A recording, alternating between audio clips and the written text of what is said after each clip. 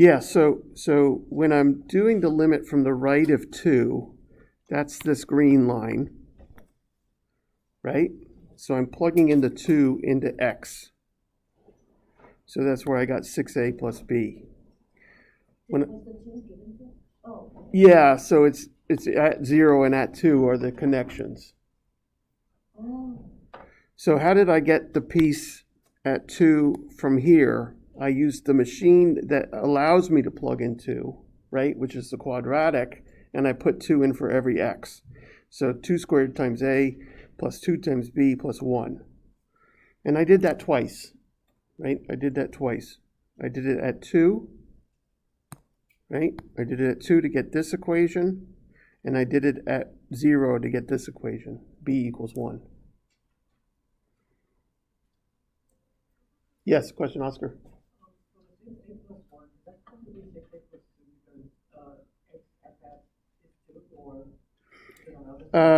So, yeah, but the x is going, the 2 is going into x. So that's 6a. Right? You see it? Yeah. 6a plus b, and then I found out b was 1. So then everywhere there was a b, I put in a 1. Diego, does that help at all? Yeah. That particular one you couldn't just use with the endpoints. You had to do something else. So again, the one on the test is a little easier. You don't have to use the limit.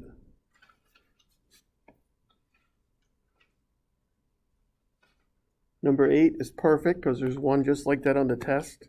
So far Diego is picking everything that's on the test. Diego is picking it so far.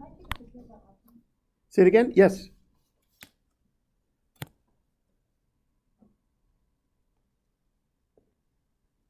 Got it?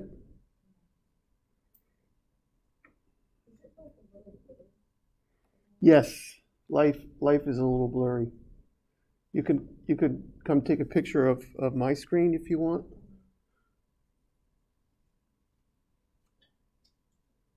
It is a little blurry.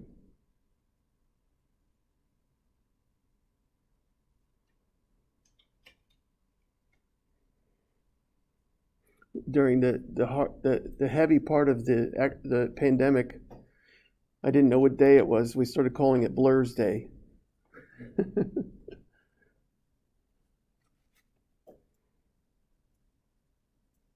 Okay, Yvonne, yes? Thanks. So this is number 8 from the same exam. We want to find y prime. Find a completely factored y prime.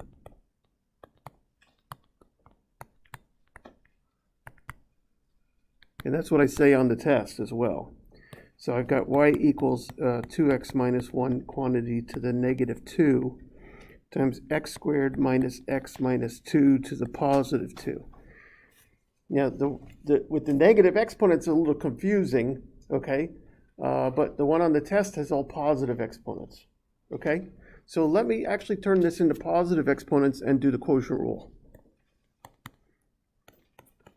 Because I know it's not the derivatives that's tough. I know it's the factoring that's tough, right? So I make all my exponents positive, and then I'm doing a quotient rule now, right?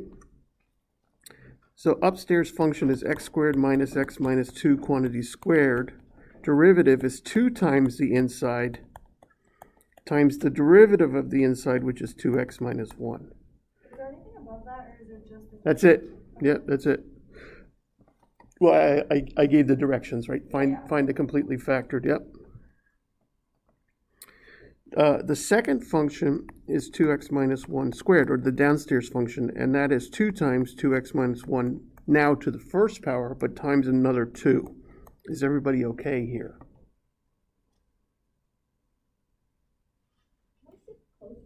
Of course you can. Why not? Right here in the front. And please, I'm not in a rush, so let me know if I'm going too fast. Let me know. What I'd like you to be doing is doing this problem ahead of me. Don't wait for me to copy it. Do it. Do it. You know I'm doing the quotient rule.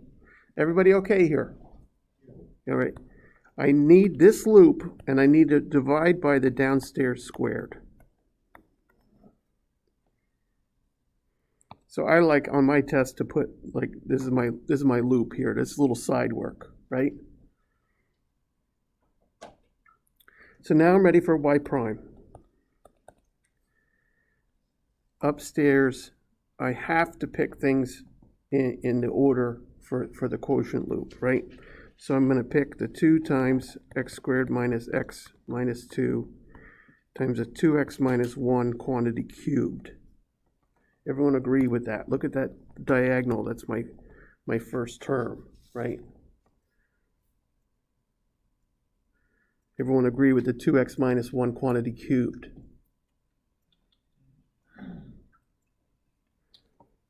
Now I need minus 4 times x squared minus x minus 2 quantity squared times the 2x minus 1. So I'm picking things in the order that I want. I'm trying to keep things in kind of organized, right? All over 2x minus 1 quantity to the 4th. Diego, this okay? Sure. Yeah. Is there a specific reason why you put x squared minus x minus 2? First, just because I wanted to. I'm trying to keep things organized. Almost like first name, last name kind of thing. And by the way, my first name is Robert, Yvonne, please. Sorry. It's okay. Sirs, I you know, they called Sidney Poitier sir, and to sir with love. So I'm honored, but Robert's fine. So can I see what's going to factor out? Certainly a 2, right? Certainly one of these guys, right? One of these guys. But there'll be 2 left, right? And then certainly one of these guys, and there'll be 1 left, right? Whatever, right? So, but I'm just trying to be organized. So I know a 2 comes out of both. I know an x squared minus x minus 2 comes out of both. And I know a 2x minus 1 comes out of both.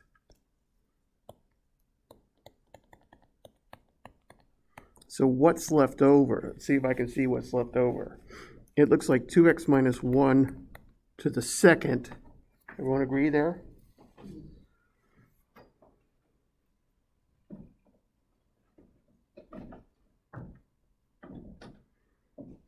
And then minus 2 times an x squared minus x minus 2.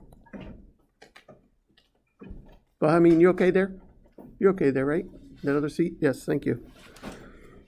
Joanne just having trouble seeing with the blurry board, that's all. Rosie, morning.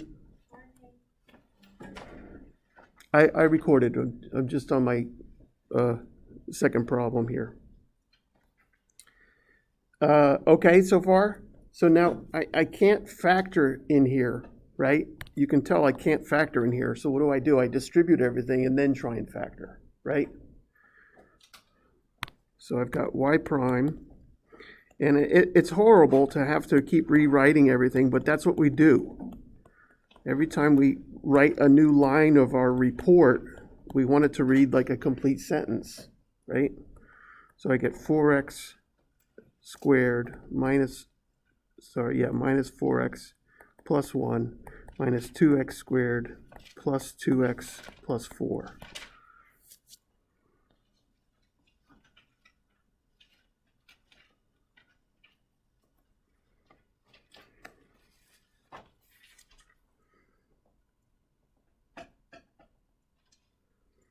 Diego, yes? Is the hard part the factoring? Is the tough part the factoring? That's the. How you move Yep. Yep.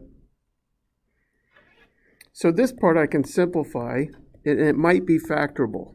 So either way, I want to get it down to some quadratic here, right? And it looks like I get what? 2x squared minus 2x, is that right?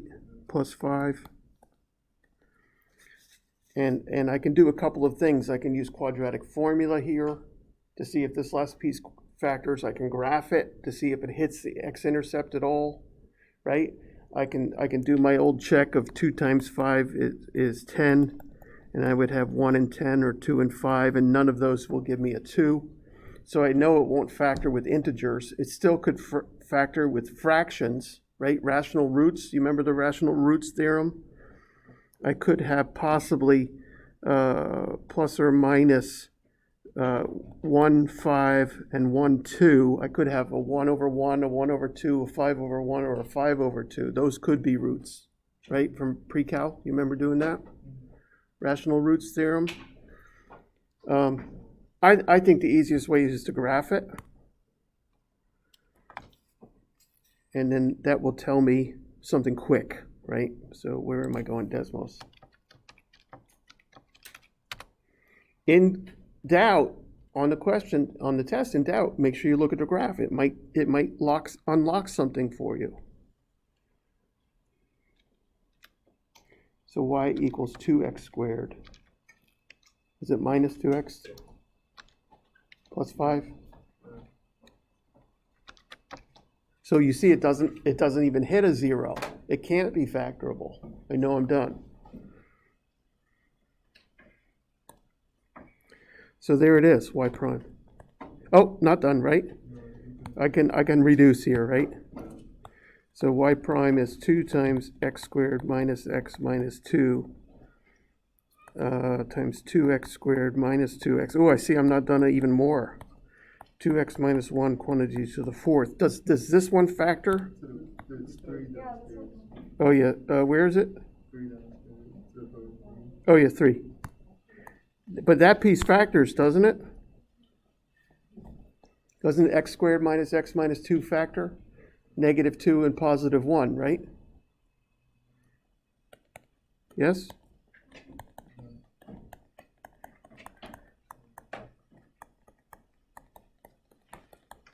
So that's where I'm going to try and be sneaky on the test and have you miss that, and I'll take 1 point off. That one little extra factor. Because I want to be able to say what? What are my critical values? Upstairs, it would give me a 2 or a negative 1. Downstairs, it would give me a 1/2. Right? I want all the values that give me 0 upstairs or 0 downstairs. Those are what we call critical values.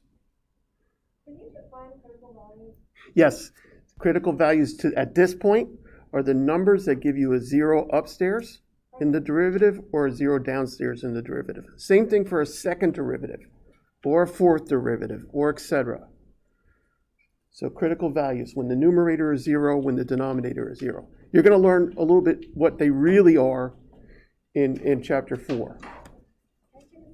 Yes, of course. You want me to give you the top half first? Okay. Don't let me zoom. It's going to be 3 pictures, okay? There's 1. Good. I want to make sure I get a little bit of what I had there. There's 2.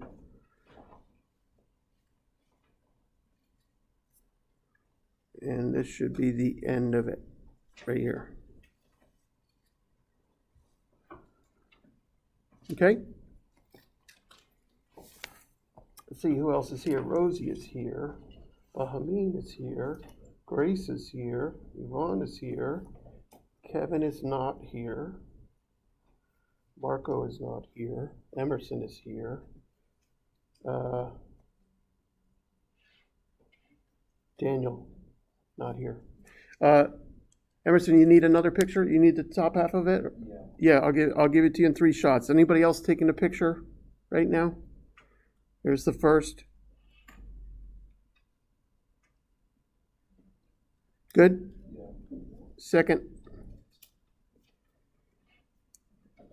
And you already got the third, right? Okay. Yes, absolutely. Okay, the next person who sent me a problem. Diego, is that okay? Yes. Do you want to see a real quick version of my shortcut of factoring, my little cheater way again. The little cheater way, The other, don't. the other. So what I do is my little cheater is I say I'm going to just look at this numerator, right? I've got a 2 times an x squared minus x minus 2 times a 2x minus 1 times a 2x minus 1 times a 2x minus 1. I'm kind of, That's what I do. yeah, that's fine, right? So I'm listing out every factor so I can see, oh, I've got one of those, right? So whatever, whatever you have to do for yourself. Yes, Stefan? What happened to like the 2x, like, see like on the top of the board, 2x minus 1 at the end of the fraction? Right here? Yeah. Yeah, What happened to it, like, it got factored out. oh, the bottom part? Yep. Or it doesn't? So you see there's a 2x minus 1 here and there's 1 here, so it got factored out. This one, there's 2 left. On this one, there's none left.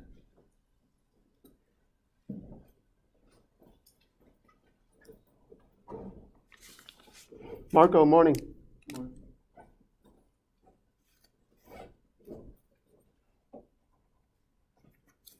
I do have homework and quizzes to give back to you. I will be calculating your grade after the test on Thursday. I'm dropping 3 quizzes. I'm dropping 3 homeworks. So I've got the extra credit in there. And then I'll give you prediction grades for the final exam. So meaning if you have like a 95 average, you'll have a min A grade. The min A grade is the grade you need on the final to get an A in the class. It'll be like a 65. Okay? So you'll have a min A, a min B, a min C grade. It means what you need on the final, if nothing else changes, right, to get an A, B, or C. Of course, if you pass the final, you pass the class. I'm not worried about you passing the class. I'm worried about you in Calc 2, right? So you want to learn. You want to really, if you're not getting homework in, if you're not doing well in quizzes, you want to change that, okay? Does that also mean that if you're doing well on all the homeworks and quizzes, but then if you fail the final, you fail class? No. If you fail the final, you still could pass the class. And the final is pretty straightforward. I just take a version of the problems you all missed and put them on the final. So, but I get to say, hey, you couldn't do it on the quiz, you couldn't do it on the midterm. Now let me see that you can do it on the final, right?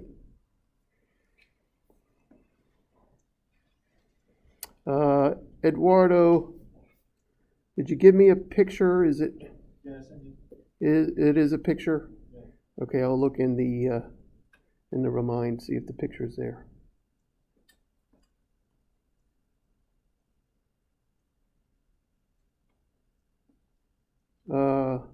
Okay, here it is. Nice. Oh, this is a cool one. This is the limit as x goes to 4 of 4 minus x over 1 over the square root of x minus 1/2. And so this one I want to solve 2 ways, right? I want to solve this algebraically, which is going to mean an LCD and a conjugate. How do I know that? Interior fractions and a radical. And I also want to do it with L'Hopital's, right? So this is very similar to your first question on the test. So let's call this one the limit as x goes to 4 of star. So I'm just going to work on star. I don't want to keep writing limit over and over because I'm a lazy man. So I see I have interior fractions, interior denominators of 2 rad x. So I'm going to multiply by 2 rad x over itself. Upstairs, I'm not going to change much because I'm not clearing fractions there, right? Do you see that? It's downstairs where I'm going to clear fractions. So I'm going to have a 2 rad x over rad x minus a 2 rad x over 2. I'm trying to do baby steps. I'm trying to go nice and slow. I don't have time to stop writing. Okay, you understand this? 2 hours, 10 questions, right? So what is that? 12 minutes a question. Plenty of time, but you don't have time to space out. If you spend 30 minutes on a question, now you got to do another question in right? You're cutting into your other time. Be conscious of that. So the rads cancel, oops, sorry.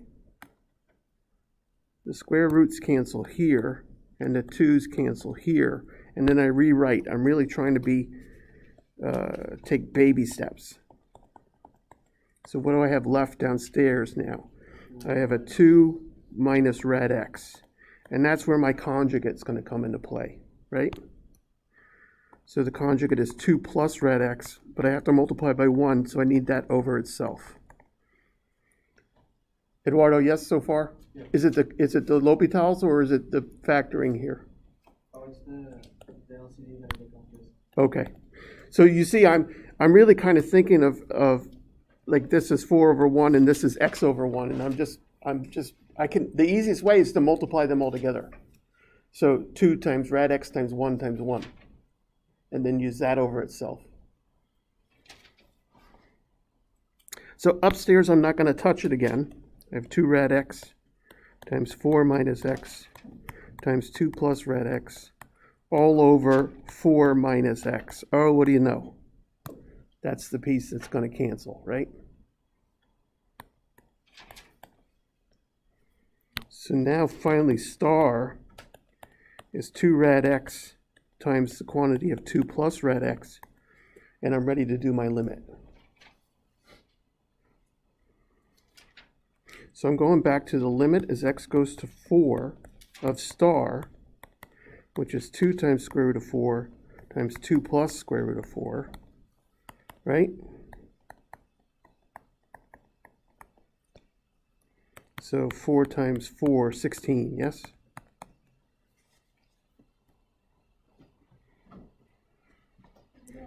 Yep, and remember, we can check this numerically, right? But since you're already doing it on the test, you're doing it algebraically and you're doing it with L'Hopital's. If you get one of them different, right? If they're different answers, check it numerically and then you know which one to fix. Does that make sense? This is the algebra. Yes. Those people we have to write. You have to do derivatives of the numerator, derivatives of the denominator. Yes. Anybody need me to? Can I take up the question? Can you see the top? Yeah. Yeah. Bahameen, I'll go right back. So if you're taking photos, this is the first of 2 photos here.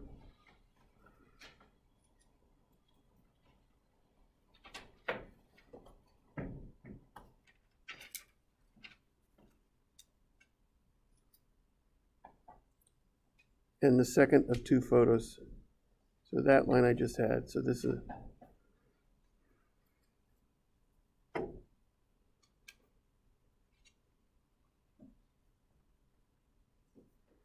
Now the L'Hopital's. I think the L'Hopital's on this one is a little tricky, but it's both shortcuts, right?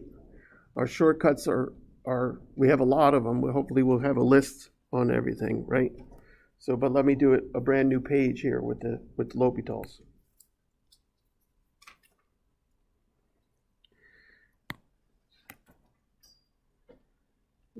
So I've got the limit as x goes to 4. 4 minus x over 1 over square root of x minus 1/2. So what I'm going to do is I'm going to take a little hop because I know I get 0 over 0. And I'm going to do the limit as x goes to 4 of 4 minus x prime, right? I want you showing me somewhere that you're going to take a derivative over 1 over rad x minus 1/2 prime, right? Is that making sense? I'm showing you I'm going to take the derivative. I'm going to apply L'Hopital's rule. Well, upstairs is pretty damn easy, okay? But I'm going to do the side work here, right? So 4 minus x prime is 0 minus 1. So I know right away my limit is going to become the limit as x goes to 4 of -1 over something. Yes, you with me? So I did the derivative of the top. I put it back in my limit because I still have to evaluate my limit. The next one's tough. I've got 1 over rad x minus 1/2 prime. But that's 1 over x to the 1/2 minus 1/2 prime. Sorry. But that's x to the minus 1/2 minus 1/2 prime. So I'm ready to take my derivative now. I had to get it into my power rule form before I took my shortcut. So what do I get? I get minus 1/2 times x to the minus 1/2 minus 1, right? Remember, I reduce my power by 1, and then minus 0, right? The slope, the derivative of 1/2 is 0. So I want to clean that up, right? I get minus 1/2 times x to the minus 3/2, or minus 1 over 2 times x to the 3/2. Typically, we try to write our variables without negative exponents. So that's going back into my limit.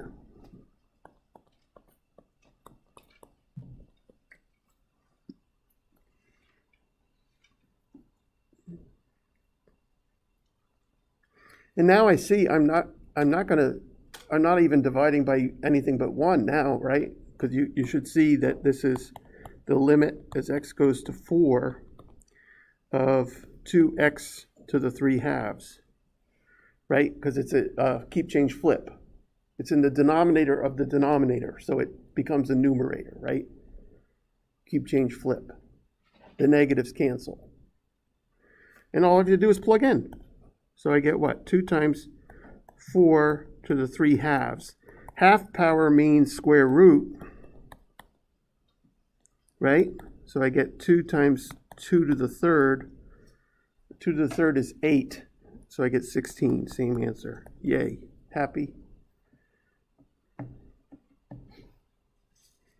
So you now know you got 10 points out of 100 on the test done. You probably got the first question right too, name, right? You got name correct, you got the first problem correct.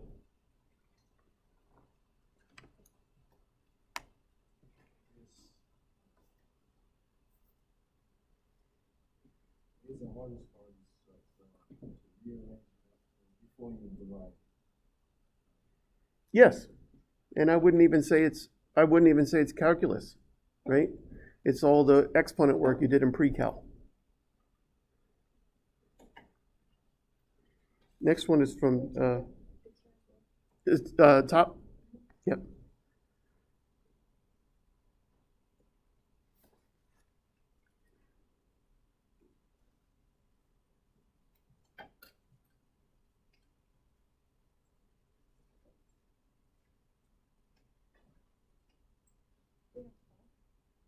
Yep.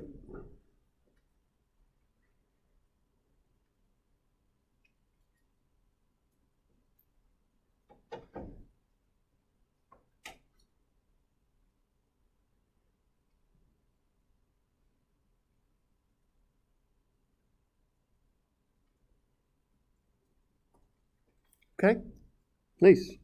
19 and 27, Doyen, is that right? Yeah, the other one is from like section 2.1. There's nothing like that on your test. I can do that one if you want, but 19. Is 19 not on the test? It is on the test. I did one like Diego's, but I can do this one as well if you want. Diego asked for this. What's that? No, I did Diego's already. Okay, then I Yes. can try this. Yep. So I've got, and this one I'm going to do with the negative exponent. Okay? I'm going to do this one with the product rule with the negative exponent. Because I know it'll bother some of you. Because it bothered me when I was in school. Wait, this is on the homework, right? Yeah.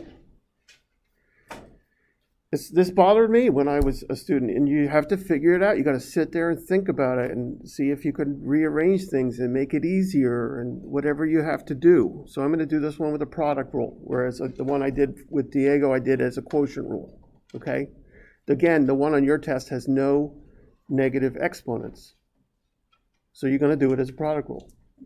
So there's no negative exponents on the midterm? on this question on the midterm. Oh, So first function is 2x minus 5 to the fourth. Derivative is 4 times 2x minus 5 all to the third times another 2, right? I'm getting the derivative of the inside. My second piece is 8x squared minus 5 to the negative 3.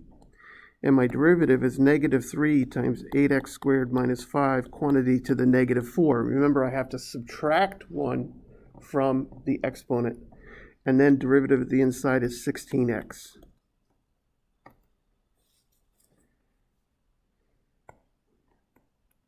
You're not copying me, you're erasing me.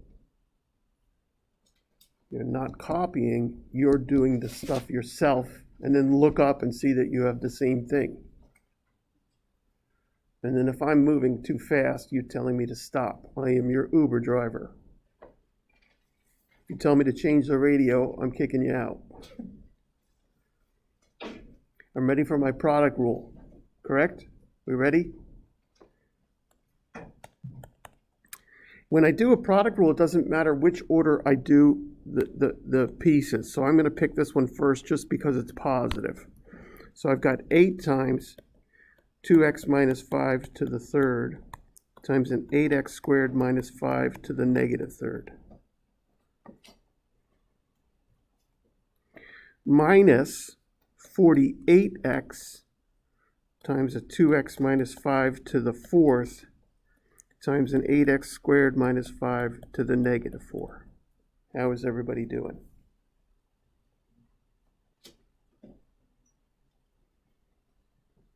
When I do the quotient rule, it matters which one I pick, right? But when I do the product rule, it doesn't. So I always pick the positive one first if there's a negative one. But you don't have to do the things the way I do, okay? I'm now going to factor. I can see that I can take an 8 out for sure, right? I can take how many 2x minus 5s out? 3 of them. Beautiful. So notice I'm picking the smaller exponent, which means I can take out all of the 4 of these because negative 4 is smaller than negative 3. So I get y prime is 8 times 2x minus 5 to the third. Yep. And then 8x squared minus 5 to the negative 4. Like I said, it will bother some of you. It bothered me when I learned it. Yes? Like this, I brought an 8x squared minus 5 raised by 2.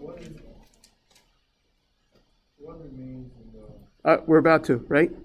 So the only thing that's left from the first piece, right, it's got to be an 8x squared minus 5, but the powers have to go back to negative 3, so that must be to the first power. Negative 4 plus 1 is negative 3. When I'm multiplying, I add exponents. What's left for my other piece? Negative 6x times a 2x minus 5 to the first power. Those are not primes, those are first powers, right? You kind of do like, first of all, it's squared minus 5, kind of do like minus 4 to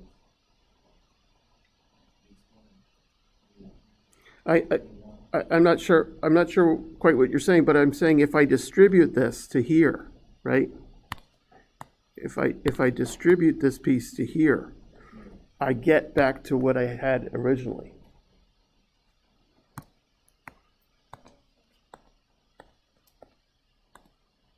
So now I just have to simplify inside here a little bit, right?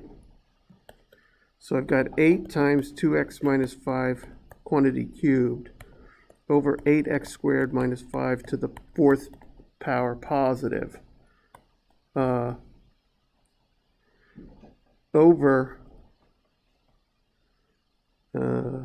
times 8x squared minus 5 minus 12x squared plus 30x.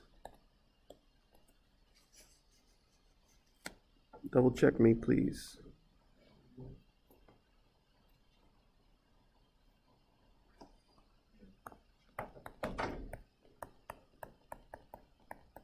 So I'm just cleaning up inside those parentheses now. Looks like I get a negative 4x squared plus 30x minus 5. And I'm not used to seeing a quadratic with a negative exponent at the lead. So I want to take out that negative exponent at the lead there.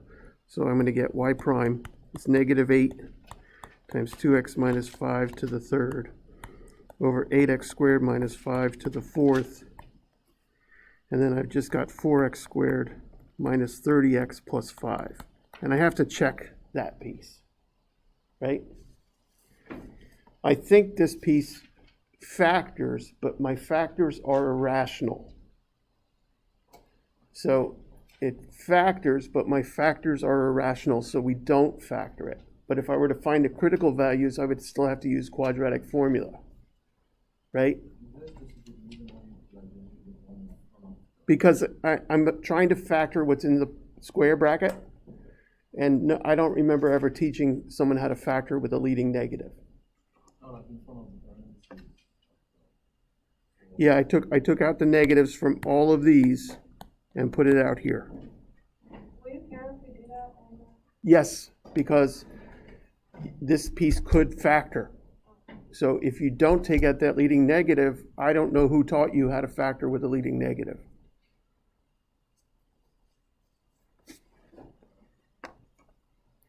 So I already know, because I've done this problem 8,000 times, but I'm going to look at the quadratic formula real quick, right? So I'm saying if 4x squared minus 30x plus 5 equals 0, then x equals negative b plus or minus square root of b squared minus 4 times a times c. I can already see that that number in there is positive, right, over 2 times a. I can already see that number in there is positive. What is that? 900, it's 820. So square root of 820 is irrational. So we don't bother factoring it. You with me? Since this number that I get is irrational, what's the square root of 820? 4 goes in, right? 4 times what? 210? No, 205? So I get 2 square roots of 205. That's irrational, right? 5 goes in what? It's a never-ending, non-repeating decimal. So we try and, I'm not going to put one that's like this on the test. I'm going to put one that factors nicely. Okay? So we'll say this is our answer. Just a little bit more difficult to get the critical values. What's the 2 look like a squiggly thing? Over here, that's me. Oh, no, like that. Like 2. Oh, that's a quadratic formula. So 2 times a, all over 2a.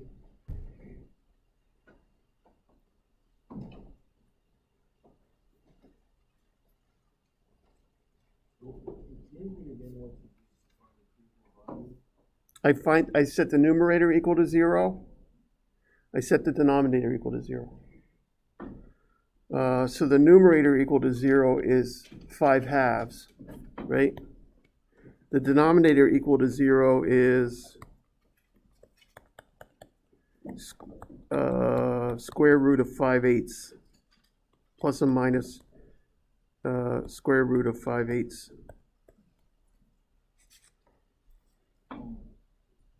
When you say like numerator and denominator, you don't include like the 4x minus 30x. You and multiply that by. That equal to 0 will give me two irrational numbers. I need those two. I'm not going to ask you one like this for critical values. I'm not going to put one that's nasty like this in terms of factoring. I'll put one that's easy to factor.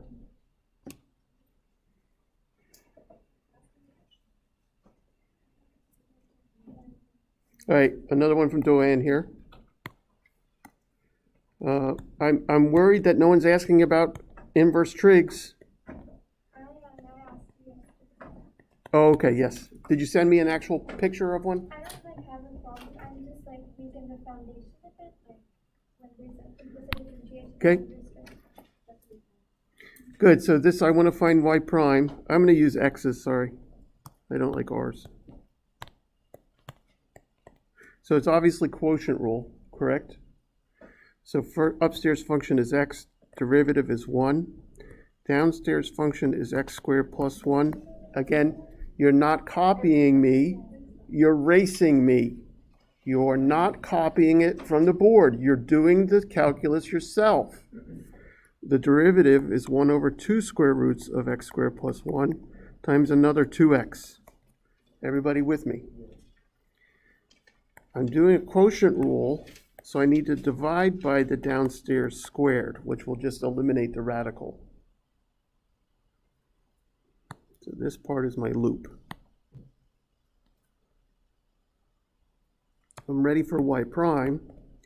I need the square root of x squared plus 1 minus, it looks like my 2's will cancel here, but I'll get a negative x squared over square root of x squared plus 1, all divided by x squared plus 1.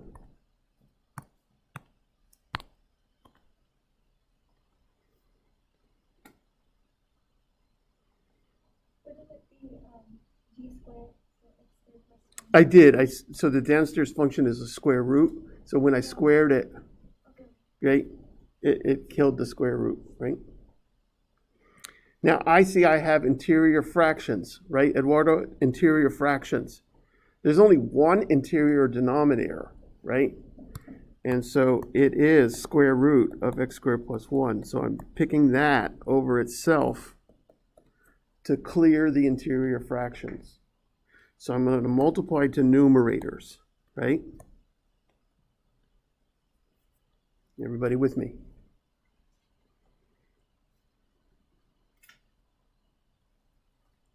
The first time I multiply in, my radicals are going to cancel. I just get x squared plus 1.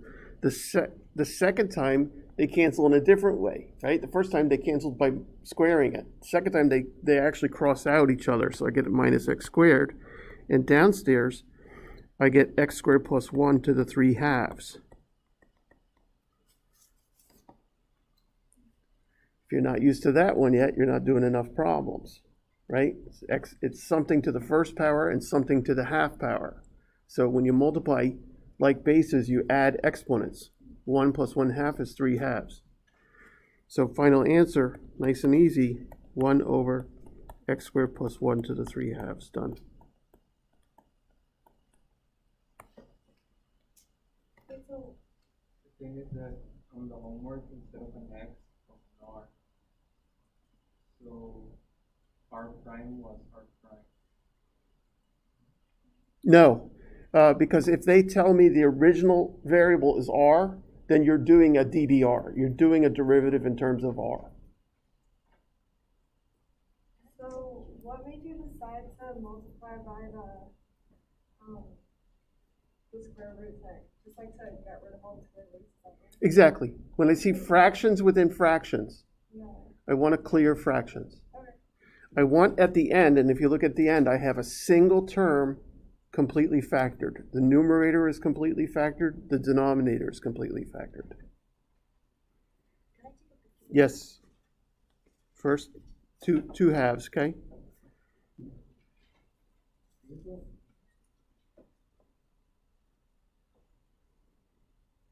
And second half.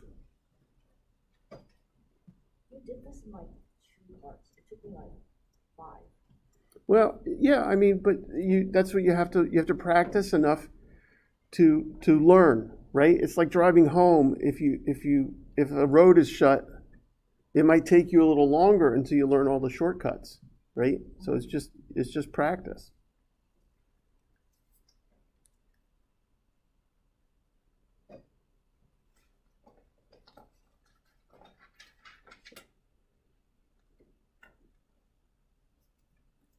Yvonne, you were saying something? No.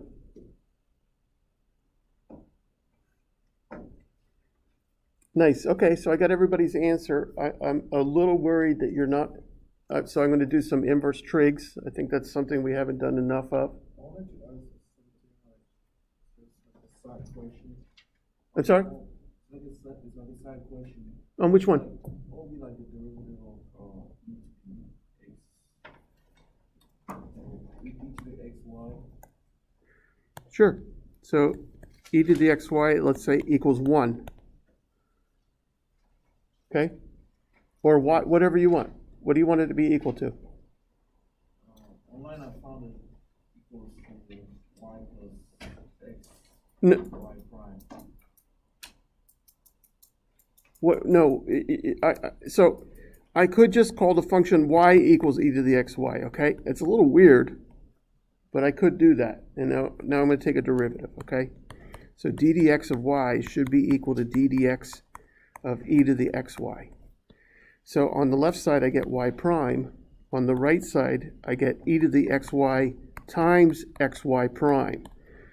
Diego, this is what you're looking for when you think it's implicit. If I have more than one variable mixed up. Okay, if it's just r, or just theta, or just t, or just x, you do your derivatives like we did at the beginning. But once I get two variables in there, then I'm using implicit. And the book had better tell you what is the independent variable. We always know it's x. We've been doing x and y for the longest time, right? So I try and keep it always x. And then everything else would be implicit. Unless it was a constant, sometimes the book does that as well. Now for this piece, I have to do a product rule, right? First function is x, derivative is 1. Second function is y, derivative is y prime. So I get, Why do you multiply by x y prime? I have to do the derivative of the inside. When I'm doing a chain rule, I must do the derivative of the inside. Yet, like in this example, the inside is xy.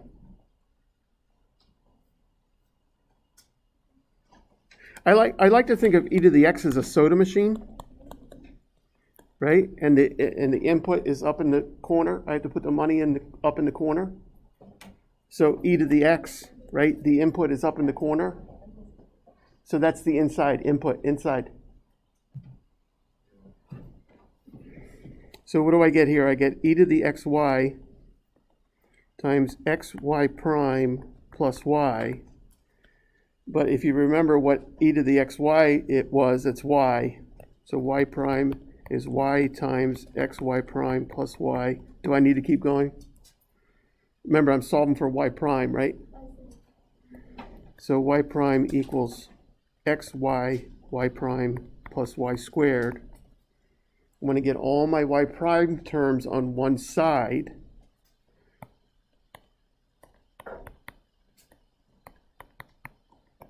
And then factor. I'm going kind of fast here because this is not even a real problem, right? This is just, Vaughn's just asking about how do I do a derivative of e to the nasty piece, right? So finally I get a y prime is y squared over 1 minus xy. But, yes?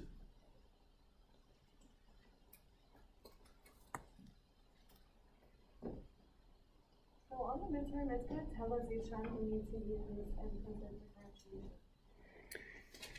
differentiation. On the midterm, how many times did I have you do it? Is that what you're? Well, no, I just, like, it's gonna say in the directions to use different, I think I just said, find me the derivative in terms of x. yeah. So you're going to have to see that there's x's and y's involved and then know you're doing implicit. Yes? I had an e to the xy, but that's equal to y. So the e to the xy became y, and when I distribute it, I get a y times y. Oh, like, what you did really is like a chain rule, right? You Always do the chain rule. Always. For the rest of your life. You never don't do the chain rule. do like the first expression, you derive it like the outside of it, right? Yep. Derivative of e to the x is e to the x, but there was an xy inside, so keep the xy inside. So you keep the xy. And then take the derivative of the inside. Yes, I wouldn't bother with this one, but go ahead. Oh, because it's not on the, No. So there's the first picture. you're not gonna ask for the implicit? Yeah, oh yeah. You can take it, but I mean, you know which one is on my test. Do we? You better. Which one? Is it from the one? The one I said it's on every test. I didn't know that. Here's the second picture. Okay, wait. If you go a tiny bit up. Yeah, 1 second. We got the pictures going. Good? Good? Dwayne? Last picture. Okay, Claire, where? Yeah, so, Let me- no, wait, a little bit more down. Yeah, let me put numbers on. So, from 4 to 5, how do you get the? Yeah, e to the xy is y. That was our original problem. Oh, yeah, no, not equal. Yeah.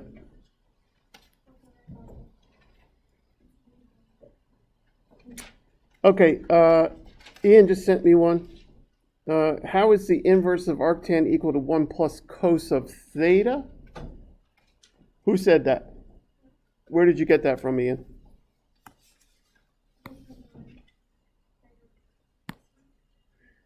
You're saying y equals arctan of x is what? Where did you see that somewhere? I can't. You didn't write it, but it's supposed to be tan of cos theta. So cos theta is the one inside. Arctan of cos theta? Yes.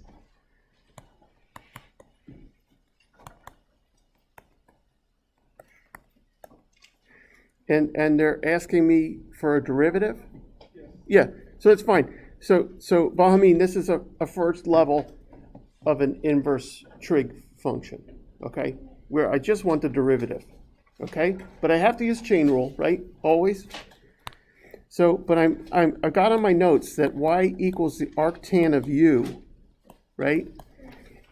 Gives me y prime is u prime over 1 plus u squared. So for this particular problem, notice I need to figure out what u is.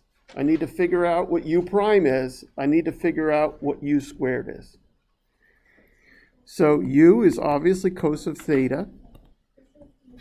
U prime is negative sine theta. U squared is cos squared theta. Right? And these problems are really that easy. Okay? So now, after I figured out all of my pieces that I need, I can do y prime. Derivative of arctan of u is u prime, so negative sine of theta, over 1 plus cos squared of theta. And unfortunately, that cannot be simplified. That's the answer. Am I missing something again? No, that's okay? Yep. Now, the one I'm giving you is going to be a little bit more complicated, right? So let's look at that one. Is it just one problem in this way? This is one problem, but this is too easy. No, I mean on the midterm, just one problem. this is one problem, but this is not on your midterm. It's too easy. In the midterm, every question will make you think. Right? This is too easy. But you have to be able to do this, right? Don't panic. I'm not trying to make you panic. Just think. Trust yourself. You're all naturally good at calculus. Yes, Eduardo. Like to do one of the problems that we have to, Ye- like, you showed us do Yeah, yes. triangle, Yep, exactly. That's what I'm putting on your test. I'll do one right now. like a triangle one? Yes. Oh, So I'll say find y prime in terms of x. And let's say y equals the tangent of the arc sine of x over 3.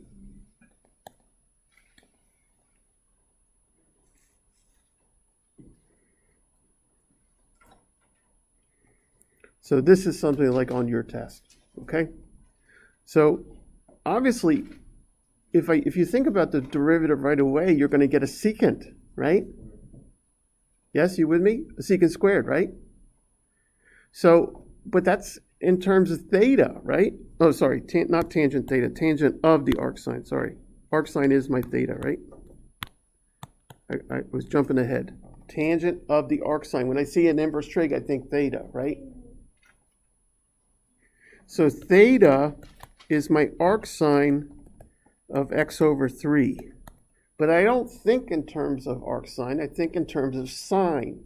So I'm going to write sine of theta is x over 3, and that will instantly give me a triangle, a right triangle.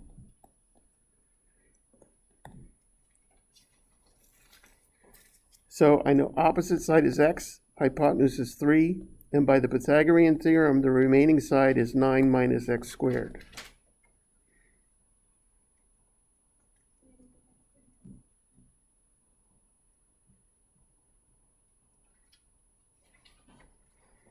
So this is just kind of I'm thinking about the problem and what's going to happen, right? I'm just thinking about trigs in general. You see an inverse trig, that's a theta. If you have that, you have a trig. If you have a trig, you have a triangle. Most of the time, you'll need the triangle. Sometimes you don't.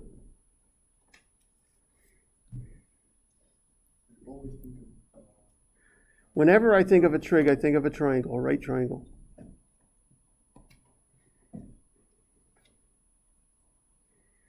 So I'm ready to take my derivative now, right?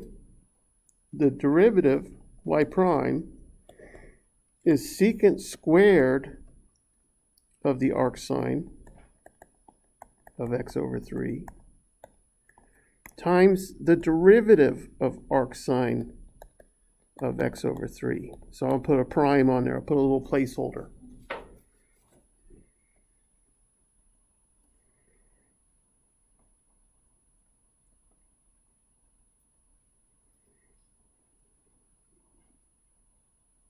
How we doing? Good. Now for arc sine of x over 3, that's arc sine of u, right? So I know I need a u here. I know I need a u prime. That's 1/3. I know I need a u squared. That's x squared over 9. Right? So I'm doing a little more side work here, where when I'm doing my derivative of my arc sine, I know I need u prime, and u squared.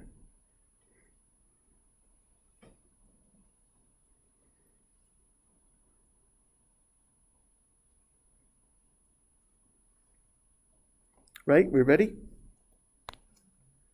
Don't let me go too fast. Make sure you're here.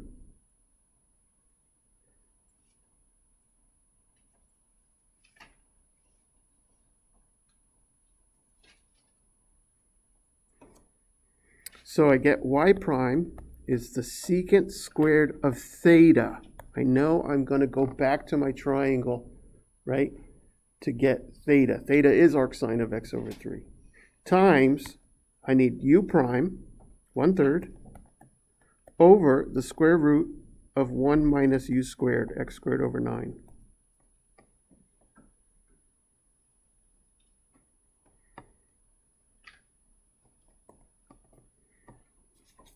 Now, you see I already have to do some arithmetic there, right? I have to do some manipulation there because I have fractions within fractions, but I'm going to wait. I want to make sure nothing else simplifies for me before I do that. So I want to put my secant squared in, right? So secant is here, correct? Secant is 3 over rad 9 minus x squared. So let me put that in. 3 over square root of 9 minus x squared. That's secant, but I need it squared, right? And then times a 1/3 over square root of 1 minus x squared over 9. Is everybody with me?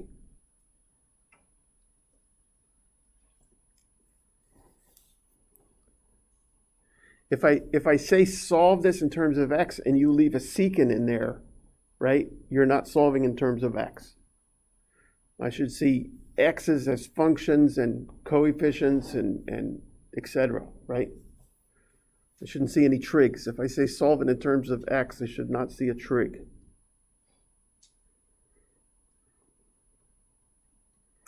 Well, looks like I've got a little bit of work to do. Certainly the 3 and the 1/3. Go ahead, Bahami. Yep. So there's a lot. I have a question. Yeah, Sorry. that's fine. So under the square root sign, like the little black square root sign over there. Yep. And like down there. Yep. Okay, right there. Yep. So there's, would you be able to just, I don't know if this is legal or not, could you just get rid of the square root sign by, like the square root of 1 is 1 and the square, No. yeah. So you'd have to have a product. You'd have to have a product of 2 and 2 to take a square root of it, right? Or something times itself, right? That's what will allow me to take a square root. But I can do this, right? I can say, so first of all, I squared, so 3 times 3 is 9, and radical times radical, radical goes away, right? And I've got a 1/3 here, but I want to get an LCD here. So I'm going to get 9 over 9 minus x squared over 9.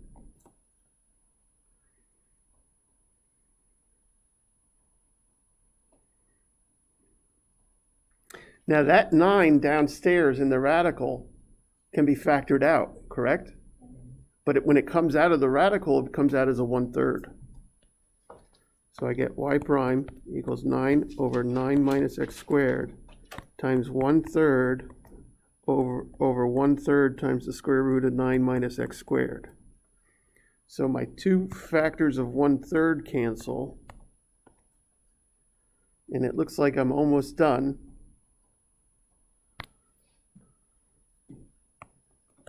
I get 9 over 9 minus x squared to what power? 3/2 power.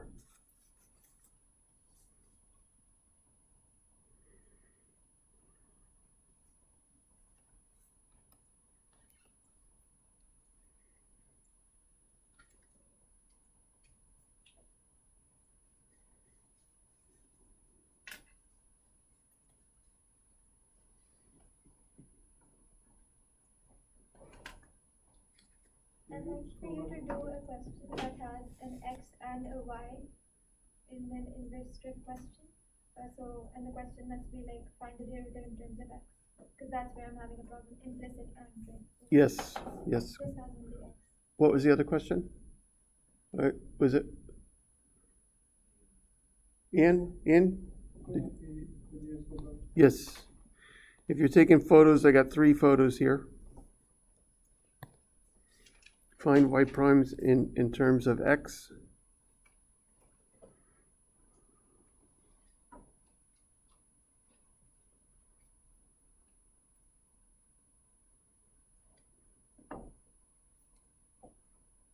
Second photo.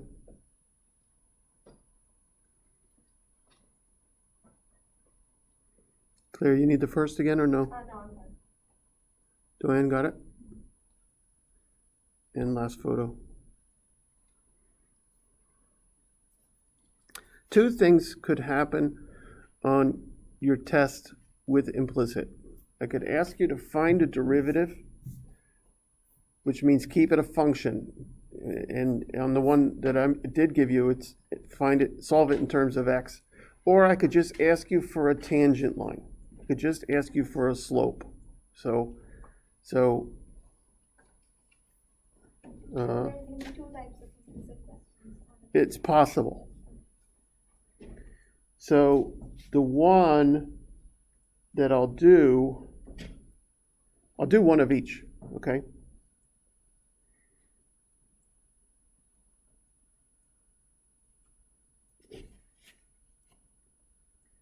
I just lost my mind for a second, sorry.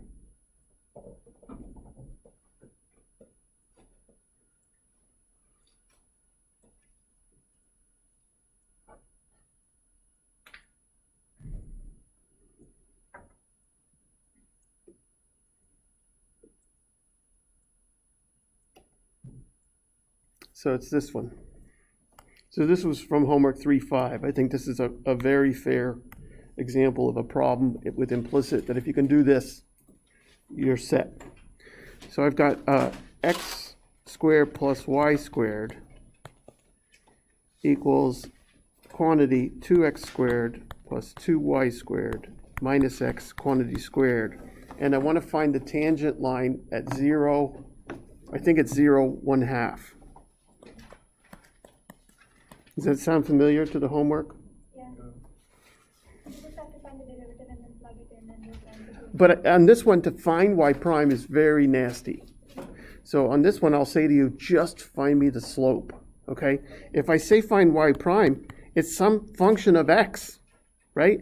It's going to be like x to the 4th plus x squared plus 1 all over x, something like that.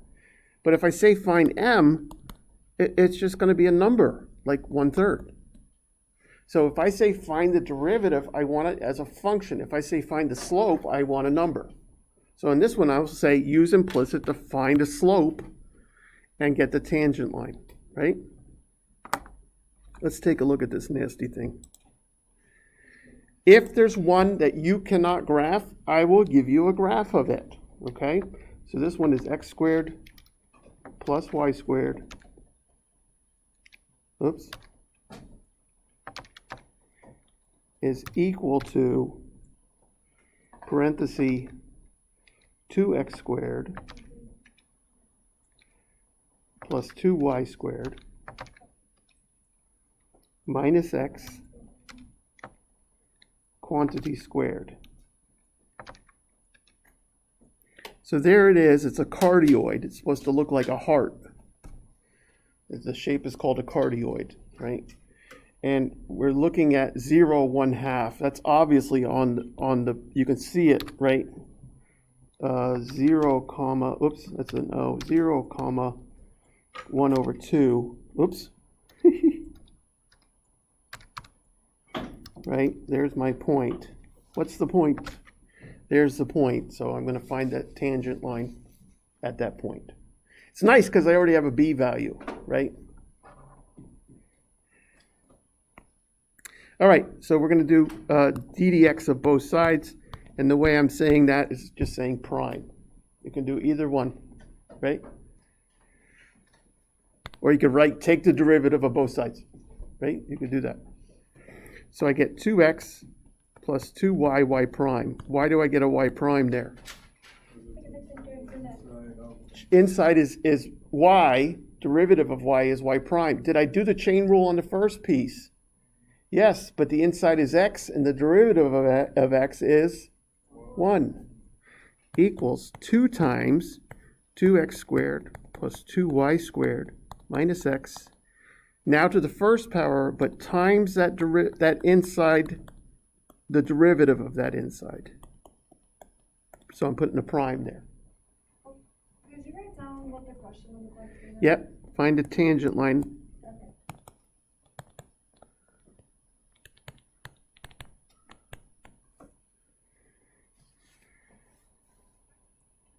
For the first part, what's the inside and outside?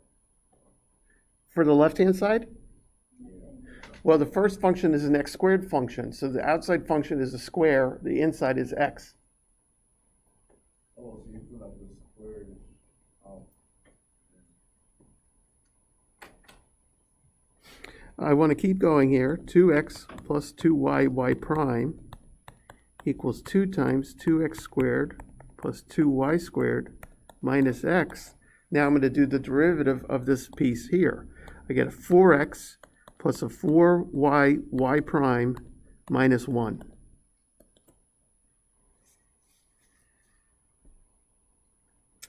To solve this for y prime is possible, but it's hideous. I'm not going to waste your time with having you solve this for y prime. But remember, all I need is the slope. So at this point, I'm going to let x equal 0. Let x equal 0. Right? So think about it. What's going to happen? That's gone. That's gone. That's gone. That's gone. So I get 2y, y prime equals 2 times 2y squared times 4y, y prime minus 1. You see, if I let x be 0, look how much cleaner it gets. Right? Now what am I going to let happen? Let y equal 1/2. Let y equal 1/2. Don't let me go too fast. I let x be 0, all my x terms went away.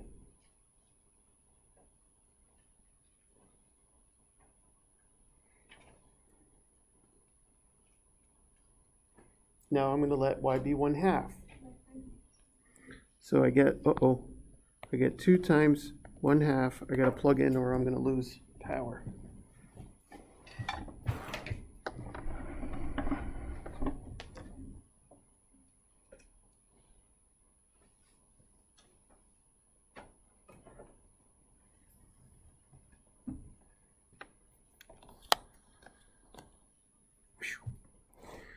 So 2 times 1/2 times y prime equals 2 times 1/2 squared times 4 times 1/2 times y prime minus 1. Right? So I'm just plugging in, simplifying as much as I can. So it looks like I get y prime equals 2y prime minus 1. So now it's easier to solve for y prime, right? It's really, I'm solving for m, I'm not solving for y prime anymore, right? So y prime is what? 1? And the tangent line is instant, right? Y equals x plus 1/2. Yeah.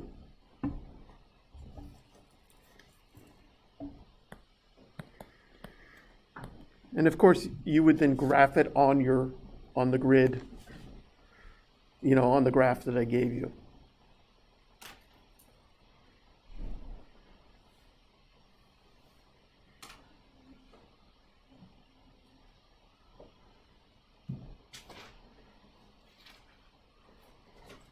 I don't get it. What do you mean you have to calculate?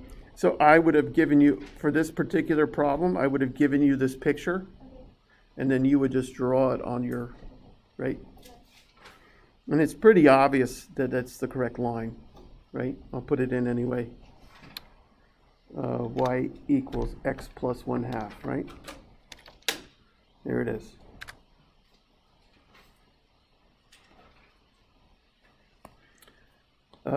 Diane, pictures?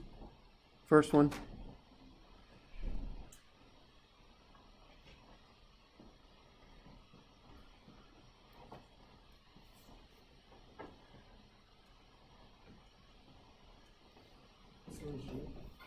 Still stuck on that. Say again? Still stuck on that first part, benefit part. Right here. Yeah. When we derive the x plus y everything squared, get the first. Wait a minute. I thought you said this part. Yeah, that's It says x squared plus y squared. yeah. You told me like you take the square out, right? No. Let's just talk about x squared. What's the outside function? Squaring. Square. Fine.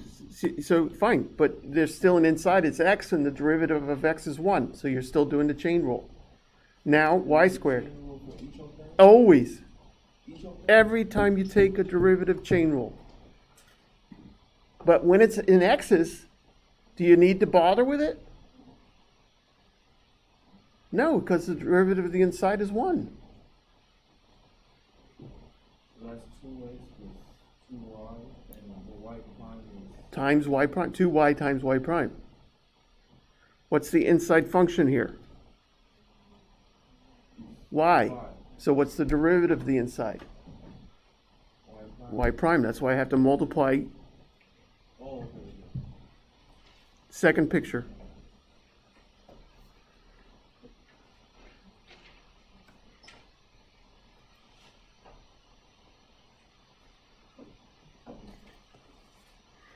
All right, Bahameen, let's do another one. Ready? What if I did secant of ln of x minus y? Wait, I thought we were not doing the element x. What's the derivative of ln? 1 over x. You're not doing the ln trick. You need to know your ln function.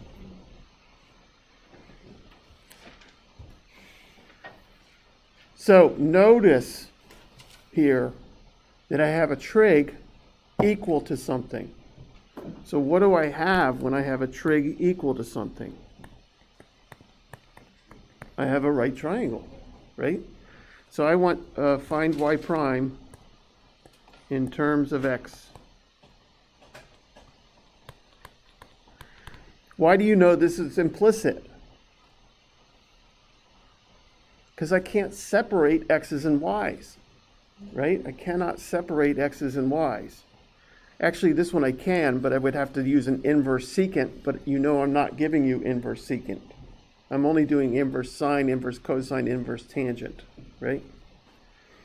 So, but this picture gives me a right triangle with secant as x as the hypotenuse and the remaining side is 1, and the other side, hypotenuse over adjacent, right? And then the remaining side is, don't tell me, x squared, square root of x squared minus 1.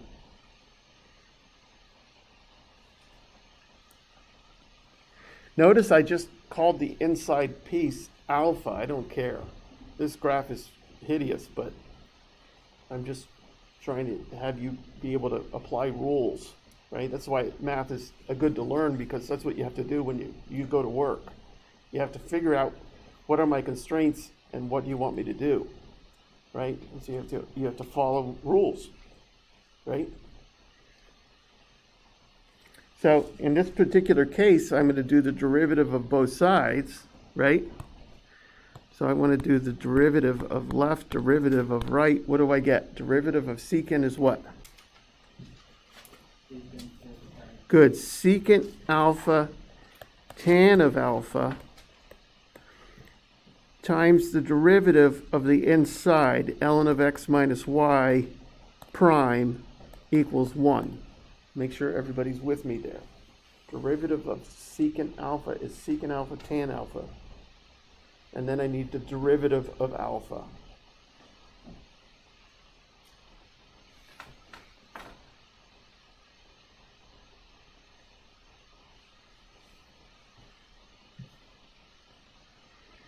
So I'm ready to do my derivative. Secant alpha tan alpha times, what's the derivative of ln? 1 over x, derivative of negative y prime. And remember, I'm solving for y prime. So in this one, I want to solve for y prime. I'm going to divide by secant alpha tan alpha, right?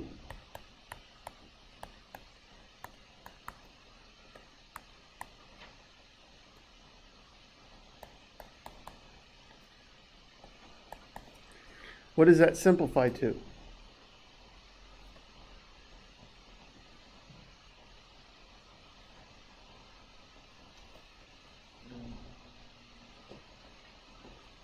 Can I write it any prettier, or should I leave it like that? I could make it cosecant cotangent, right? I could certainly make it cosecant cotangent. That's fine. I like cos squared over sine.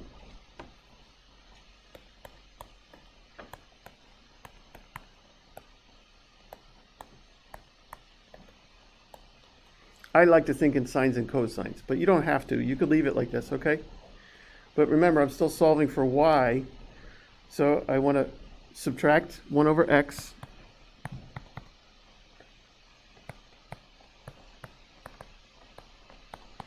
And then divide by everything by negative, right?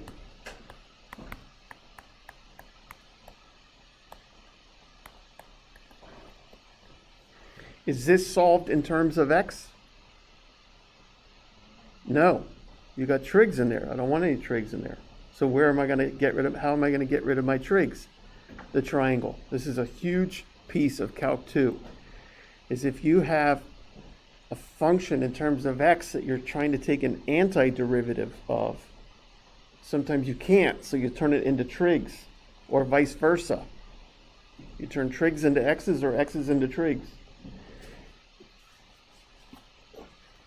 So what's my triangle again? Will you remind me? It's x for hypotenuse, 1 for adjacent, and square root of x squared minus 1 for right opposite. Why did you multiply everything by minus? Because I've got the opposite of y prime, I want y prime. Okay. So let's see what happens here. It's pretty ugly, this one. Cosine is 1 over x, right? But I'm squaring it. And sine, 1 over sine is x over square root of x squared minus 1.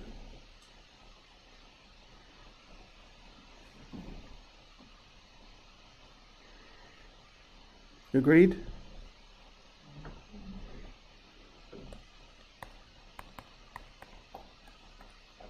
So it looks like I've got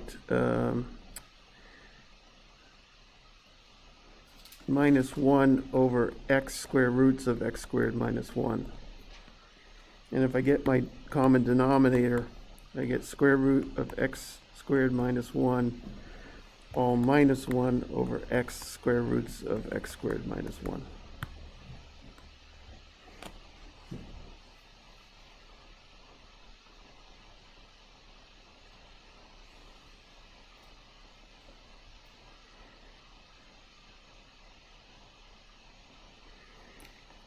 We're probably just going to keep going without a break, but if you ever need a break, just feel free, please.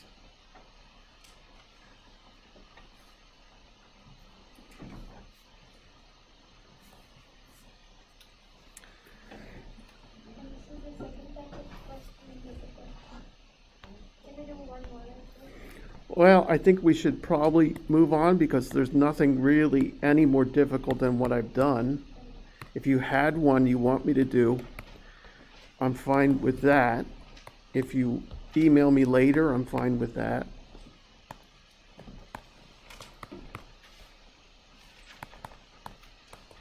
Anybody need to see it from the beginning?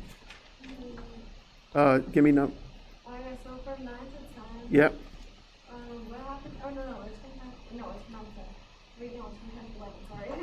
Yep. What happened between, like, what happened to the two of them? Yeah, so I squared.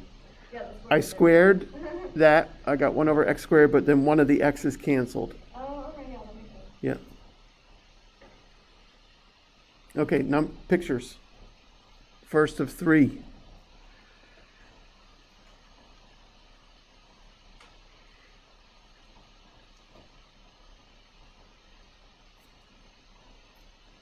Second of 3.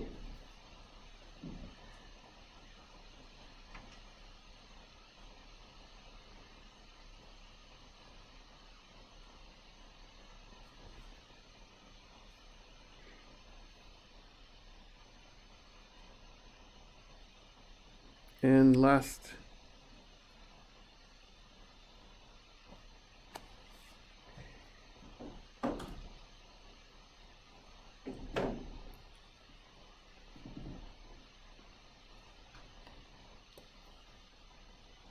All right, let me just take a quick look at our little list. There are questions from the first exam on there, right? For example, what? What's on there from the first exam? What's on your midterm? I'm sorry, what's on your midterm from quizzes?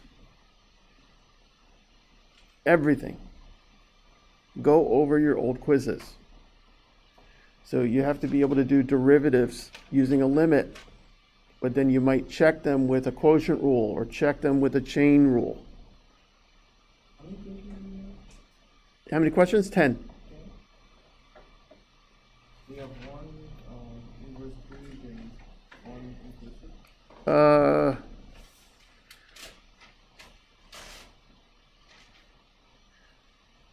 Pretty much. It might be 2 inverse trigs or 2 implicit. 2 triangles for sure.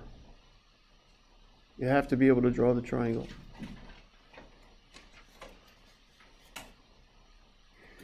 Limits, L'Hopital's, limits, chain rule, limits, quotient rule, right? There's 10 questions in total and the total marks are 100. And there's one little extra credit that can be answered informally, worth 5 points.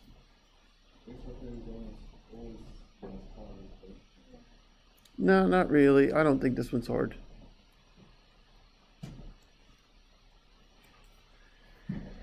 What else? Let me look.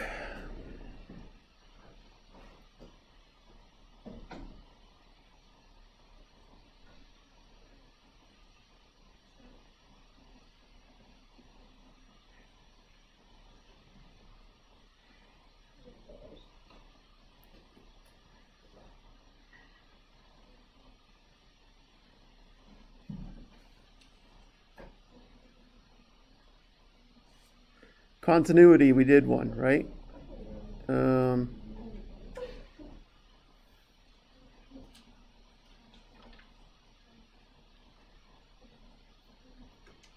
Trig, tangent line.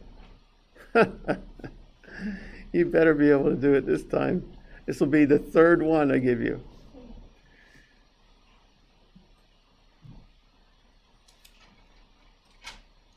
Trig, tangent line, yes? Squeeze theorem. Let's do the squeeze theorem I was going to put on, okay? Continuity. Limits, right? Derivatives as limits. Anybody want to see one of those? Yeah, that would be helpful.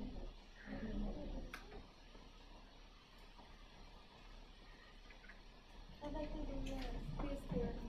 Say again? Space theorem. Yeah. Yep. So I'll do those two and then maybe we'll quit because we got everything at that point.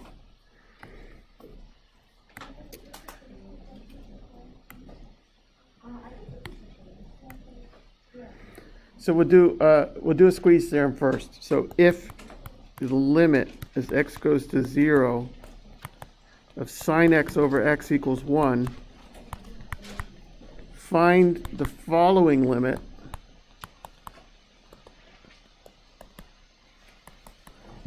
using a trig identity. I almost put this one on. And then I decided it was too tough. Yours is still going to be tough, but not too tough. Just tough. I want the limit as x goes to 0 of sine 3x over 2x.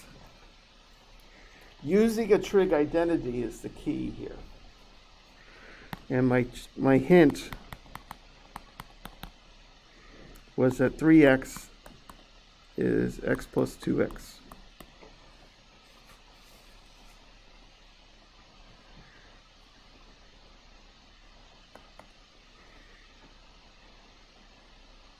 So what do you think?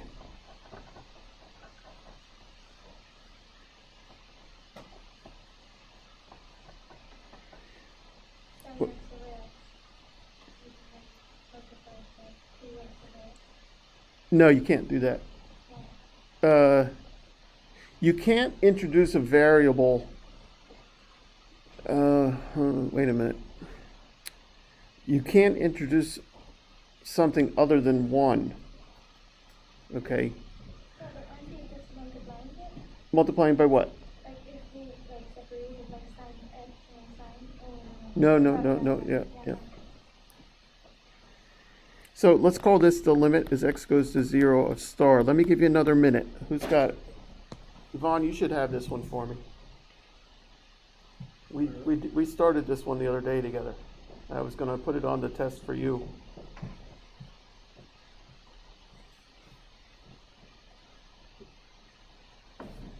So what's star? Sine 3x over 2x, right? What's my hint? Okay, so I must be doing sine of x plus 2x inside here. That's only where I see on 3x, right? And then I'm looking at a trig identity with sine of alpha plus beta.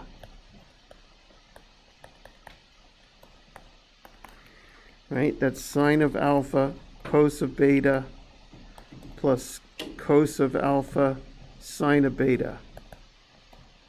Right? Make sure your trig identities are on your formula sheet. So what do I get now for star?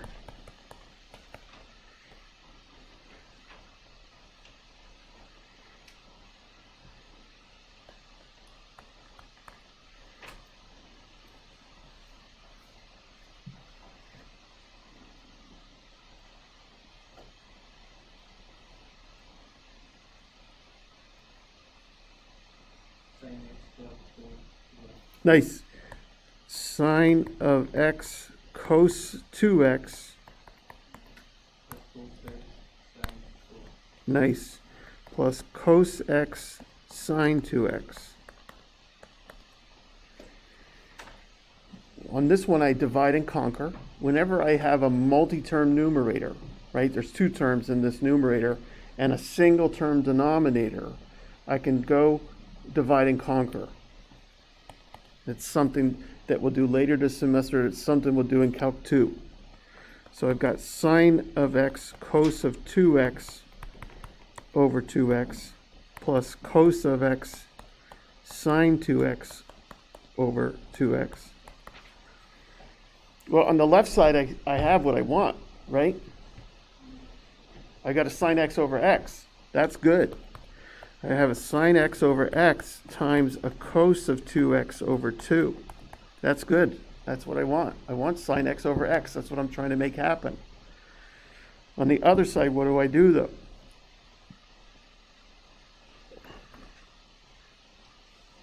Open up sine to I can't. Right? That 2 just doesn't come out, but there is an identity I can use.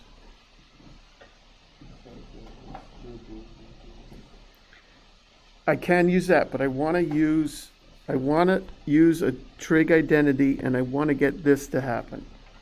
So what trig identity can I use here in this green box?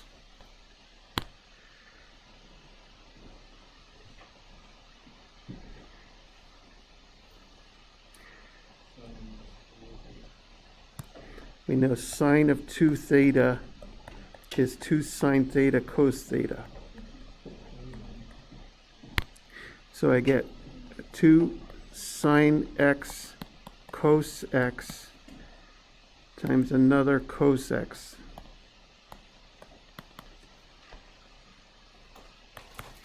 So I've got for star now sine x over x. I know that limit. Over cos 2x over 2. That limit I can just plug in.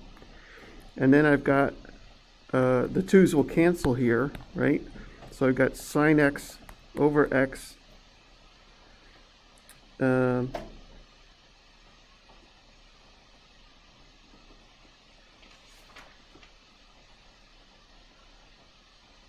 Plus cos squared x, right? Yes?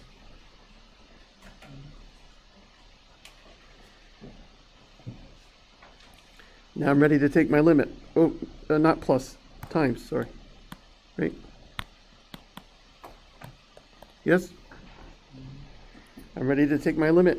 So the limit as x goes to 0 of star is 1 times the limit of cos. Oh, I can just plug in, right?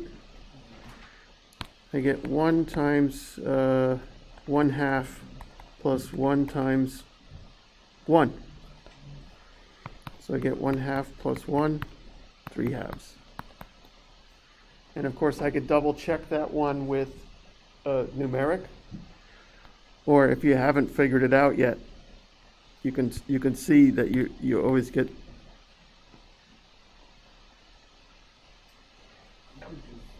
You could, if they didn't like tell us to use it with this specific method, we could just do it in one step, right? You could use L'Hopital's. Like, or you could just multiply. Yeah, top and bottom but of three. on your exam, I tell you to do it with a trig identity. Say again? Yes, yes. Let me get pictures. First of 3.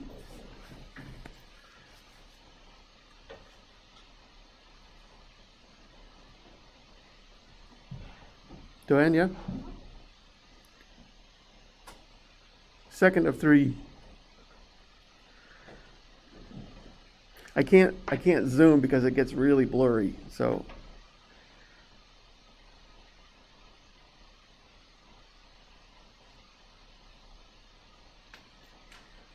And end.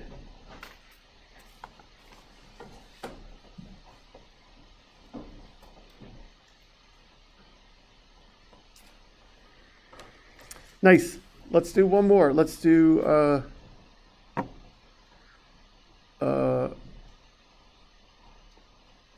so what do you want? We just did squeeze. We're doing a limit, right? Find a derivative using a limit and then double check it with quotient rule or double check it with chain rule. Which one do you want to do? Quotient rule and chain rule. Sold.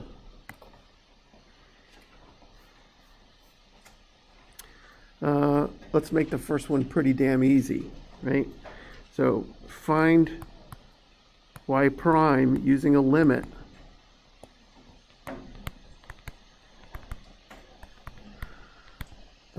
when y equals 5 over x minus 2. Kind of insulting. Yours is a little bit more difficult. What am I going to put into my fraction for you? What's going to happen inside of the fraction on your test? Is it going to be this simple? No. I could have a square, I can have a radical. No, I won't ask you to do the trig with a limit. Because we have to do, the limit is h goes to 0 here, right? Oh, e would be interesting. No, e would be interesting. Okay, y prime is, the limit is h goes to 0 of 5 over x plus h minus 2 minus 5 over x minus 2, all divided by h. If you can't do this, you can't do it on the midterm, and then you can't do it on the final, right? This is something you have to be able to do.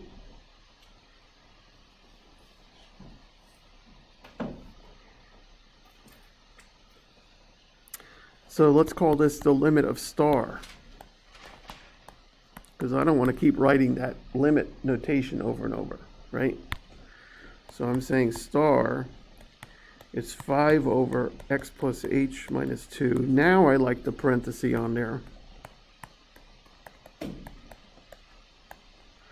And I'm going to use an LCD, right? So it looks like I have 2 denominators. I have x plus h minus 2 and x minus 2. So I'm using that product all over itself.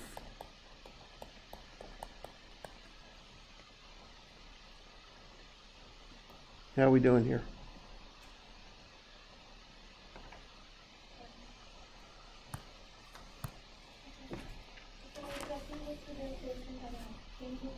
This is a quotient rule. How can you tell it's a quotient rule? So what do I get here? I get 5 times x minus 2. I'm skipping a step here. I hope it doesn't bother you.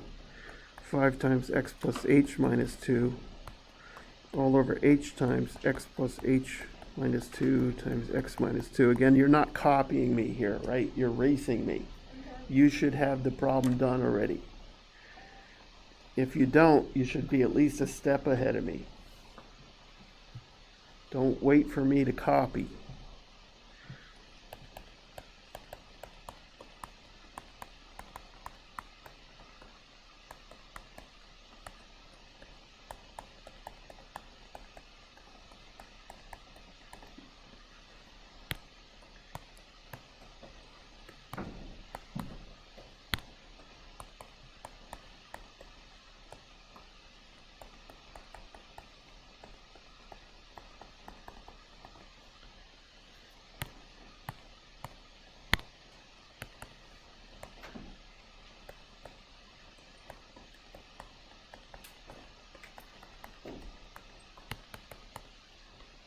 So this is, so y prime is the limit as h goes to 0 of star.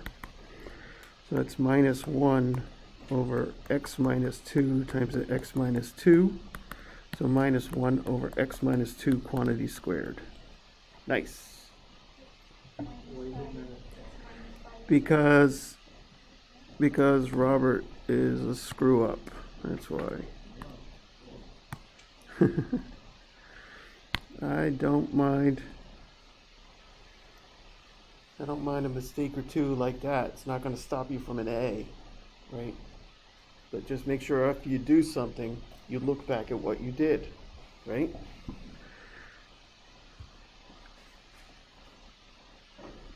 Nice. We're going to double check this with quotient rule.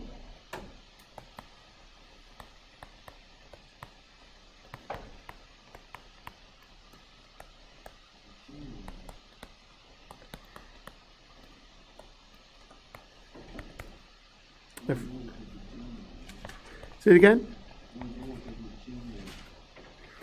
No, this one's quotient rule. It's always chain rule, right? Always chain rule. Even when I'm doing quotient rule, I'm doing chain rule. But on this one, it'll say double check with the quotient rule. I didn't. Not yet. I will. No, I did a limit. This one, yeah? Yeah, it's a limit, right?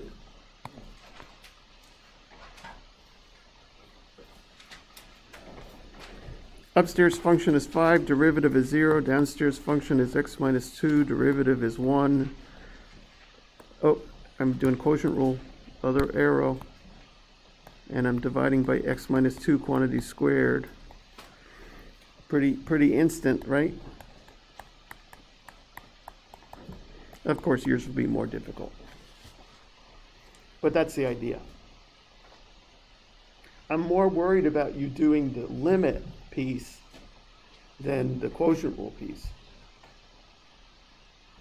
Right? Because some of you have been fighting me all so far the whole semester on those.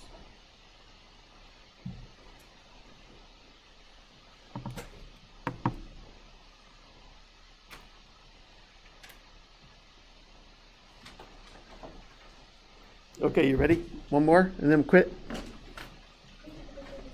Yeah. First of 3.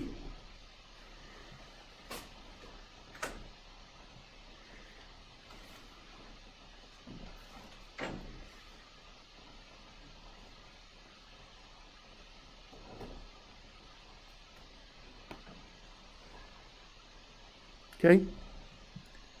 Second of 3.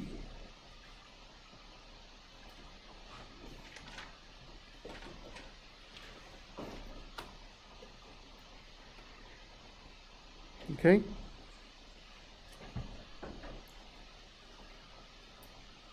Sorry, third of 4. 3 of 4.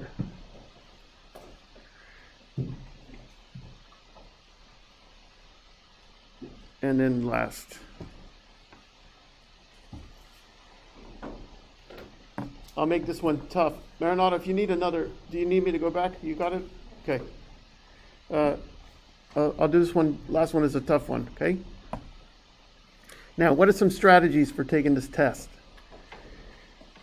Turn to a page that you know how to do right away, right? If you feel like you got something wrong, it's hard to find a mistake. Just use a blank page. The back of every page will be blank, and I think I put 6 extra blank pages on the back, right? Look through your formula sheet. You maybe wrote something on there that will unlock something. You can ask a question, but if you ask me a question, I'm answering to everyone, right? Put it on your calculator, graph it. Don't forget your calculator. Don't forget your formula sheet, right? I don't think we have a pencil sharpener in here. So just make sure you have everything you need, right? All right, last problem. Let's say y equals square root of 1 minus x squared. Let's find y prime with a limit and then double check with a chain rule.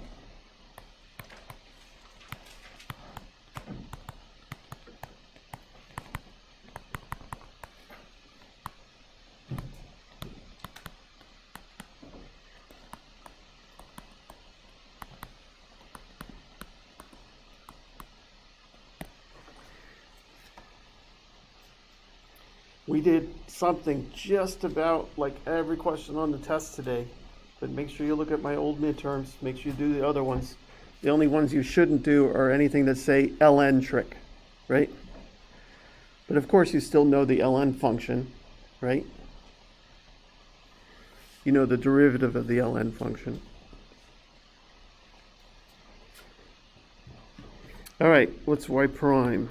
The limit is h goes to 0 of the square root of 1 minus x squared over to, and then minus the original all over h. But notice what I'm putting into empty parentheses is x plus h. Empty parentheses gets the x plus h. This one looks pretty hideous.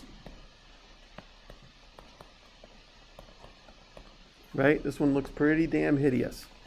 But I'm going to say that's the limit of as h goes to 0 of star, and I'm going to manipulate that equation for star.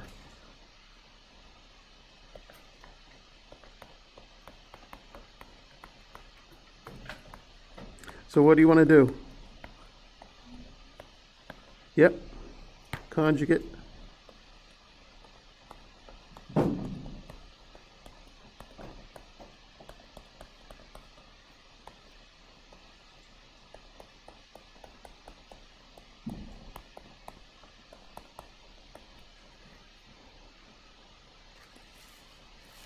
I'm not going to manipulate downstairs, right?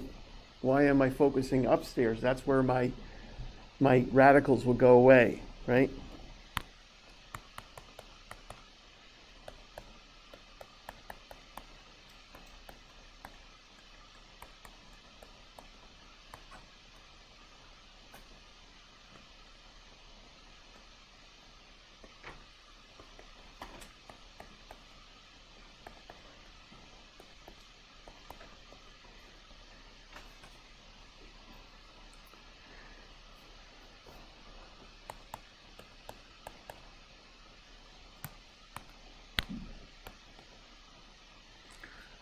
Not looking like much choice to me upstairs, but to FOIL things out. So that's what I'm going to do.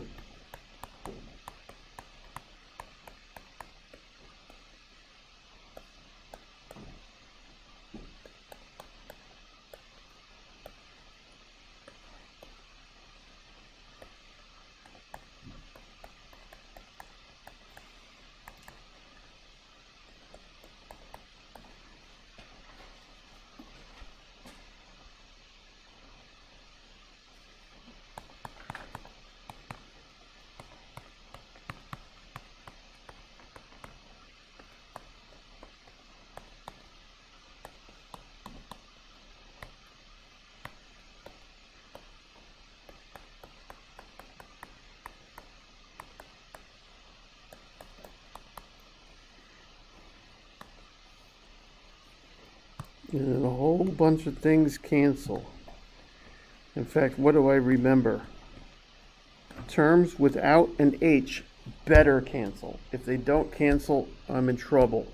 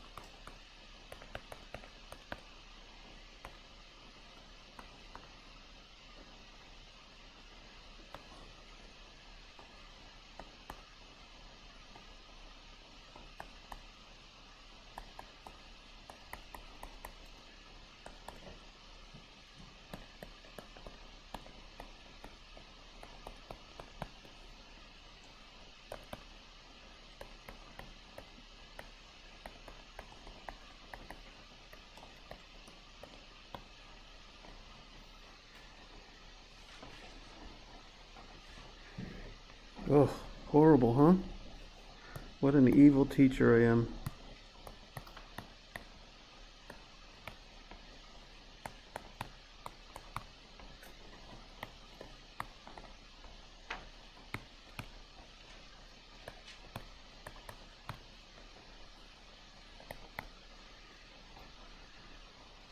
Check with the chain rule.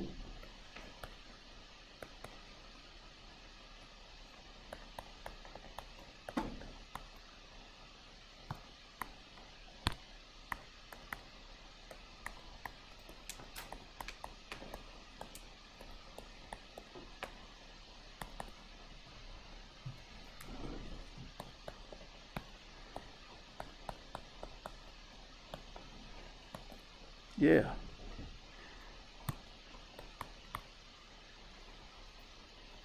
Anybody get it?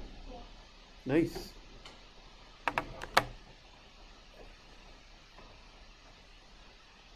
I'll give pictures in a second.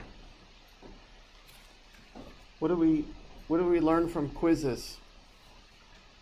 What do we learn from quizzes about when we take this midterm? Say again? You have to be fast. Yes, you got to work fast. You got to work fast. Not so fast that you're out of control, right? But you should be writing. Anything else? Are you going to get a problem that's difficult? Yes. Are you going to keep your cool, or are you going to panic? So you got to put things down on the page that are going to get you to calm down. Like the definition of the limit, the derivative, there's a limit, right? Like all your trig identities. Maybe your unit circle, if you're having trouble with that, right? All right, here's pictures. First of 4 pictures if you want them.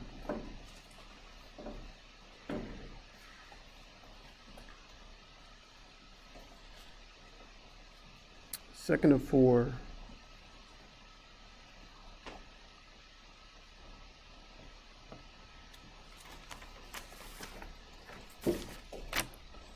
Third of 4.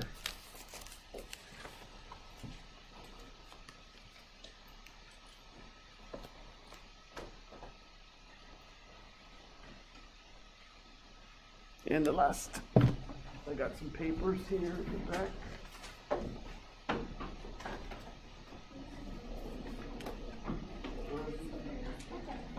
All right, I can't wait to see what you do on Thursday. Have a great day.